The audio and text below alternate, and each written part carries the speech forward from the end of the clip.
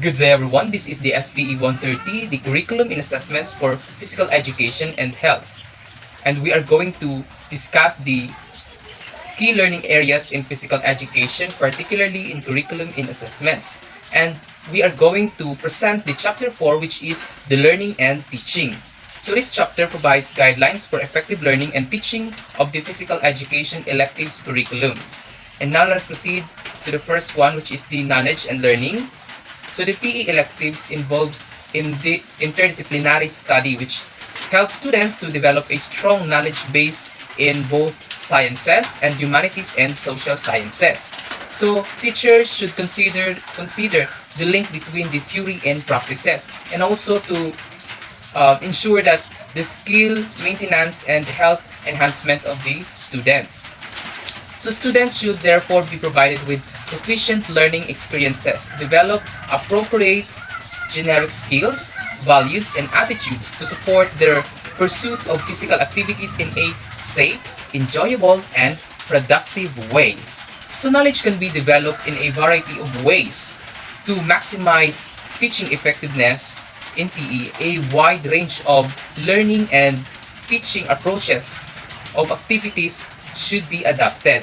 So it should be direct instruction, inquiry, and knowledge co-construction. And then the key message in this chapter is that teachers can promote students' learning best by playing a variety of roles as knowledge transmitters, facilitators, and mentors according to the context. So now let us proceed to the guiding principles. So the following principles should be taken into consideration for effective teaching and learning in physical education electives. So the first one, building of prior knowledge and experiences. It is said that experience is the best teacher. So learning should build on students' prior knowledge and experience. So the second one, understanding learning targets. So design a specific, measurable, and achievable learning outcomes within a certain time. So the third one is teaching or understanding. Teachers should aim to help students develop understanding, and it is effective to use some graphic organizers for them to understand the lesson easily. The fourth one is the teaching for independent learning. So it is also important that students should also develop independence in certain learning areas to take responsibilities for them to become a self-directed learners. So the fifth one, enhancing motivation. Teachers should arouse the interest of the learners by providing relevant activities that are related also in their daily lives. The next one is the effective use of resources. So a wide range of learning and teaching resources should be used and stored effectively. The next one is to maximizing engagement. So to keep students on task and focused on learning, appropriate learning activities should be designed to facilitate learning. So make it more interesting and fun so that the learners will be actively engaged. So the next one is aligning assessment and feedback with learning. So assessment is the one who measures the performance of the students to assess if where are the areas that need to be improved and where areas that the students excel. And it is also important that the teachers provide a feedback from time to time to assess the learning of the learners. And then the next one is catering for learners' differences. So to cater for the diverse interests, characteristics, and strengths of students, a wide range of teaching strategies should be also employed. So we are going to cater the diversity in the classroom as we teach the physical education. So the next one is the learning by doing. Students should be actively involved in hands-on activities, experiments, and fieldwork that enable them to gain first-hand experience and reflect on this. So students should have a first-hand experience of the theory. So the theory should be applied, should be practiced for them to gain a more genuine learning experience. And then the last one, the last guiding principle is the integrating physical education with other learning experience physical development, or the OLEPD. So all senior secondary students are entitled to OLEPD, which constitutes at least 5% of the total lesson time. So OLPD and PE elective complement each other, resulting in strengthening the practice-theory linkage of the subject. So it is important to consider the other learning experience physical development. So that was the 11 guiding principle in teaching and learning in physical education electives. So now let us proceed to the approaches and strategies in physical electives that should be discussed by Ms. Lampedario. Thank you. So hello everyone, I am Edjean Lampedario and I'm going to discuss the strategies and approaches. But before we start with our lesson proper, let me read to you our learning objectives. At the end of the lesson, students will be able to know what is direct instruction, understand the role of teacher in this approach, and identify the importance of direct instruction and learning process. Okay, so we have the 3 teaching and learning approaches. Number 1, the direct instruction. 2, inquiry. 3rd, we have the knowledge co-construction. But let's just focus on the direct instruction as one of the teaching and learning approach. What is direct instruction? Direct instruction is a teacher-centered approach in which teachers transmit knowledge to students. This entails teachers in making all the decisions in the learning process. So in direct instruction, the teacher has a big role in transmitting knowledge to students. For example, the teacher stands in front of the classroom and presents all the information needed, for example, through lectures, demonstrations, to teach specific skills. And it means that the instruction is being directed to students. And also in direct instruction, the teacher has the authority in decision-making in learning process. And it is considered as the most common teaching approach. So direct instruction or direct teaching has its respective teacher role, the focus of the learning outcome, the characteristics of learning tasks are listed and shown in this slide. Teacher role. So the role of teacher here is knowledge transmitter. Next, learning outcome. Acquire content knowledge enhanced by information technology. So the teacher is making sure that the students are learning and the progress is continuous with the use of different technologies like laptops and projectors and presenting their instruction to students. So next, learning task. Teacher determined mainly in the format of lectures, demonstrations, and feedback subsequent to drill or practice or exercise. So the teacher have format in making lectures or demonstration with objectives provided, and when we say feedback, just simply asking students what they have learned or understand after the discussion or the things that they wanted to clarify or ask about the topic. So direct instruction can be very effective, particularly when students find the learning content difficult to understand. Teachers aim to help students develop a basic framework to guide subsequent learning and teaching. Teachers intend to convey a clear, precise message to students. Teachers aim to attract students' attention or arouse their interest through persuasion. And lastly, the safety is concerned. The table that you can see at the screen are the example of teaching the topic circuit training using direct instruction augmented by discussion and practical work. So when we say augmented, in Filipino, it means that nadagdagan. So what is circuit training? It is an excellent way to improve mobility, strength, and stamina, and particularly it is applicable in physical education. Here are the list of suggested learning activities for the topic circuit training. It recapitulates the basic principle of training such as overload, progression, specificity, reversibility via a verbal quiz or questioning. What is recapitulates? When we say recapitulate, it means summarize. So the teacher summarizes all the main points of the basic principle of training such as overload, progression, specificity, reversibility. And right after that, the teacher is going to evaluate or assess students through verbal quiz or questions. Next, the teacher illustrates the following concepts with well-designed slides and charts, definition and purposes of the circuit training, physiological responses to circuit training, guiding principles for designing circuit training. For individual work, each student designs a circuit training program. For pair work, students share and critically appraise partners' program. Next, the class selects one of the programs and several students are assigned to organize and conduct the program in the next lesson. The teacher debriefs by consolidating the views from students, explaining and interpreting the physiological parameters that have been recorded and revisiting the key ideas of circuit training. Teacher explains to the students what is the activity they're going to do and all the important details about it. And after doing the activity, the teacher will going to ask about, for example, the benefits of exercise to their body and what they have learned while doing such. The main purpose of circuit training is to improve the students' coordination, agility, as well as balance. Like what I've said earlier, that circuit training particularly applicable in physical education. So that's all for my discussion, and thank you for listening. Good day everyone, my name is Beverly Limsiaco, and today we are going to discuss all about the inquiry approach. The inquiry approach is more student-centered and involves students in finding out information for themselves and then working it to turn into knowledge.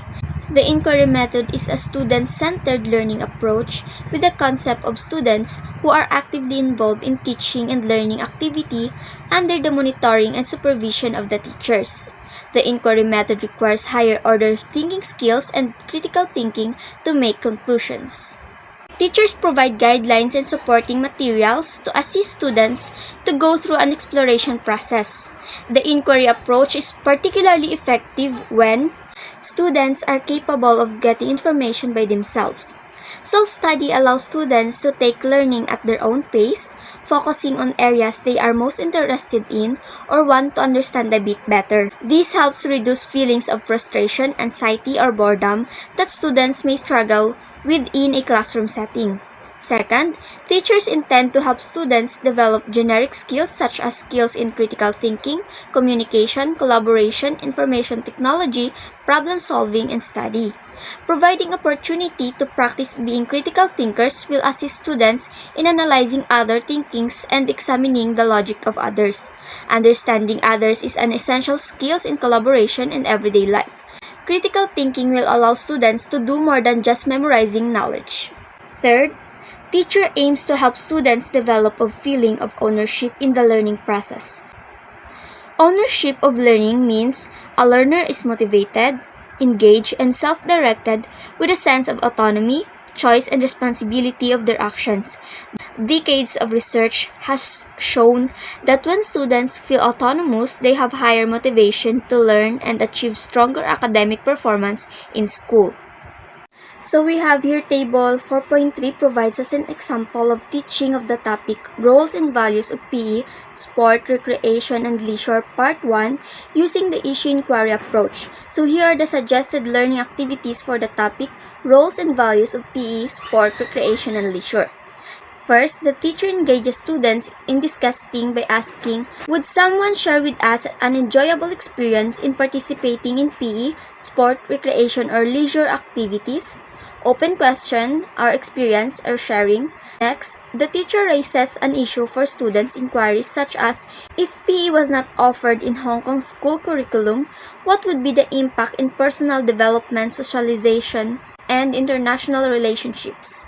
Groups discuss PE, sport, recreation, or leisure respectively, and the teacher provides each group with a fact sheet on the provision of PE, sport, recreation, or leisure in Hong Kong. Third, students present group reports and the teacher draws conclusion. Fourth, students identify 3 key learning points or insights from the lessons, share them with the classmates, record them in their reflective journal. Next, students, group or individual work either design a TV commercial script to promote PE, sport, recreation, or leisure in Hong Kong, or survey the views of different groups. For example, parents, friends, teachers, and other subjects of the topic. Teachers may note in connection with the above example that, first, the teacher did not explicitly teach the roles and values of PE, sport, recreation, and leisure, and their respective impact on forming the dynamic and healthy society. Next, students needed to define the problem, listen to other students' view, present their ideas, and defend their assertions with data or their personal experience. The educator did not specifically teach the roles and values of PE, sport, recreation, and leisure, as well as their respective contribution to the formation of dynamic and healthy society. Instead, a problem scenario was presented to the students to think about. Students had to assess different alternatives and weigh up the relative strength and limitations. A shared conclusion was arrived at thought in democratic process with equal participation and recognition of and respect for different perspectives. Some common problems with inquiry-based learning include students' inability to recognize when they've been successful in their work, Other common problems includes tackling students' underdeveloped collaboration and teamwork skills and overcoming their difficulties with organizing their own work. So that ends my report, and thank you for listening. Good day to each and everyone. I'm Junil Lozarito, the reporter for today. So my report, it's all about the knowledge co-construction. So knowledge co-construction in our context refers to identifying personal needs and finding the most appropriate ways to fulfill with the help of other members or the same learning community. Knowledge co-construction is what we call the collaborative process. So meaning to say, learners learn from one another to expand their knowledge to one another or one another ideas or contribution. Knowledge co-construction, it could be generate ideas and expand or understanding new ideas. So next is students are capable of studying of learning materials by themselves. Then, students know what they need and what works best for them. Teachers intend to help students develop values and attitudes and habitual behaviors for better performance to cope with the requirements and authentic situations.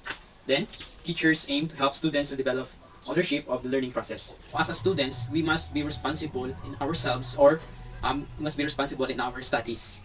Then, as a student, so we need to give our best and work hard and show our strength. So our teacher teach us on how to develop our skills and talent. So they teach us to be good students. Teacher guide us to achieve our dreams and goals from ourselves. Next is the knowledge co-construction in physical skills development. So refine or develop advanced skills into two selected physical activities. So the first one is students observe each other, interact and provide feedback and assistance reciprocally. Students chat among themselves and sometimes with the teacher on what improve and how to apply principles or movement analysis and psychological skills to enhance performance. In physical skills development, we need to develop our skills. Students must be helping each other, and teachers gives her or her advice or comment on what we need to develop or improve as a students. The next is the knowledge co-construction in PIE task. So the first one is planning. After sharing the views of peers and the teachers, so students identify their own needs, strengths, and weaknesses. Develop a realistic but challenging plans to achieve the goals. So in planning, so we need to know what is our strength or weaknesses. So therefore, we should improve our strength and weaknesses. We should make an inspiration to achieve our goals. Is the implementation. So students work on their own plans with teachers, guidance, or peers. So assistants who provide a timely knowledge of results and performance, learning cause, chaos, and instructions, demonstration, and most importantly, encouragement and social support. In implementation, the students have plans or dreams to achieve. So the teachers guide his or her. So the students have plans or dreams to achieve. So the teacher guides her to achieve those goals and dreams. Next is the evaluation. So students reflect on their learning experiences based on the learning logs and feedback received from the peers and the teachers. So the peers and the teachers shares with student their joy of achievements. Evaluation, students was able to apply or reflect the learning experiences through his or her studies. So good everyone, I will tackle to you the interaction. Whatever the approaches or strategies chosen, a teacher need to rely on quality interaction to ensure effective learning. Below at the general principle to the follow and the table 4.7 show two classroom examples. So interactions is a very important and it is also needed in the classroom. It helps the teacher to interact or communicate with the student. It also helps with the learning process of the student to become more active. So this is the example. So newspaper cutting assignments. Newspaper cutting assignments are very good exercise for helping students to develop their content knowledge based on improve their written skills. They also strengthen student-teacher relationship and it turn rise student motivation and ultimately improve their performance. So it say that with the help of this activity, the relationship of student and teacher are more stronger and also it helps to improve their skills in writing. To carry them out, so each student write a short paragraph or 100 to 200 words to express his or her views on the news. So the teacher responds by sharing his her thinking with student, giving comments on student ideas or ways to presentations. So next, effective questioning. Teacher may vary clues and often question to achieve different purposes. Clues question involving who, when, where, and what are often used to check understanding, while often why and how. Questions are usefully for promoting higher order critical and creative thinking skills. So effective questioning involves to using question in the classroom to open up the conversation. Deeper intellectual thought using them in the classroom creates opportunities for the student to analyze their own thinking. Encourage the student to engage in the lesson. Also facilitate the speaking and the listening skill if they have learning in the lesson. So, quality feedback. Teachers should give student adequate oral and written feedback to enhance student learning. Quick, concise to encouraging oral feedback helps develop a good report. Teachers should give positive and constructive feedback as far as possible and keep negative feedback to a minimum. So it say that quality feedback has a huge help to improve the learning outcomes of the student. The purpose of giving them a feedback is to assess their learning and also to improve student performance. It is essential that the process of improving feedback is positive or the less neutral to not hurt the feelings of the student. Negative feedback can discourage student effort and achievement, so we need to avoid this negative feedback in order for them to strive more and learn more. So next, a motivational climate. Teacher can create a motivational climate by matching learning tasks with student abilities and interests, giving choices to the student. So as a teacher, you should always know your student, like by giving the student motivational. You should prefer to give them what they want or they have interest on what you prefer for them in order to catch their intention. So next, focusing on personal improvement and mastery of skills, arranging flexible grouping to promote self-learning and cooperation. So it say that we should focus on the improvement of the student and also their mastery skill. Every student have their own skills and they know how to use it and handle it. So as a teacher, you should know your student and provide what they want according to their skill. Mastery skill supports student learning by emphasizing cooperation, student effort, and self-reference improvement. So next, using self-reference, evaluating criteria, expecting individual differences, and the achievement of learning tasks. Students have weakness and strength. Just what we like I said, as a teacher, you should know your student because not student have the same skill, and as a teacher, you should have a criteria to evaluate each student to become fair for everyone. Good day everyone, I am Regie Medina and our next topic is catering for learning diversity. So, each student is unique and special, and teachers should view their diversity as a valuable resource. So, by that, the brainstorming and information gap activities are involved, which are usually done in groups or pairs, can promote peer learning and enhance learning engagement. So, why is catering to student diversity is important? So, from the word understanding diversity, so recognizing the cultural diversity of school communities helps meet the educational and welfare needs of students and their families. It aids the planning and teaching of learning activities. The next is design open-ended learning tasks. So, teachers should provide open-ended learning tasks as far as possible. It's because of it is designing an interesting and open-ended task is relatively easy. So the challenging part comes when you attempt to use the tasks and learning by each allows learners to offer their own opinions and ideas or respond creatively to the task. So that is the task that does not have a right or wrong answers.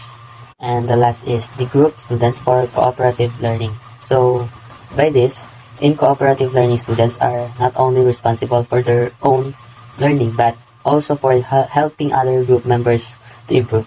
So by this, the group work can be defined as achieving a given task together, whereas cooperative learning as a learning teaching method that is pre-planned and structured. So by this, as a result of cooperative learning also provides an education to opportunity to each participants, whereas group work is goal. So the students can work together for the brief periods in a class, typically up to one class period, to answer questions and respond to prompts posed by the instructor. So that's all.